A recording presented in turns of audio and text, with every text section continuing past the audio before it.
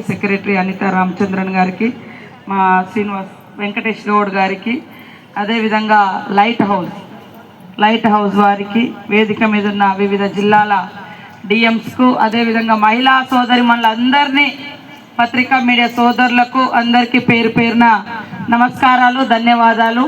మీ అందరికీ కూడా శుభాకాంక్షలను తెలియజేస్తా ఉన్నాం.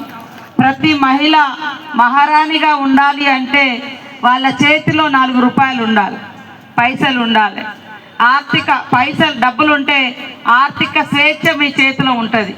ఇంట్లో ఏం వండి పెట్టాలి, మీకు నచ్చిన బట్టలు ఏం కొనుక్కోవాలి, ఇంట్లో పిల్లలకి ఎలాంటి మంచి ఎడ్యుకేషన్ ఇవ్వాలి, మరి ఏదైనా కష్టం వస్తే ఎలా తీర్చాలి అంటే మరి మగవాళ్ళ మీద డిపెండ్ కాకుండా మనల్ని మనం మరి గౌరవంగా ఖర్చు పెట్టుకుంటేనే బాగుంటుంది. కాబట్టి మరి ఈరోజు ట్రైనింగ్స్ అంటే బయట నెలకు 200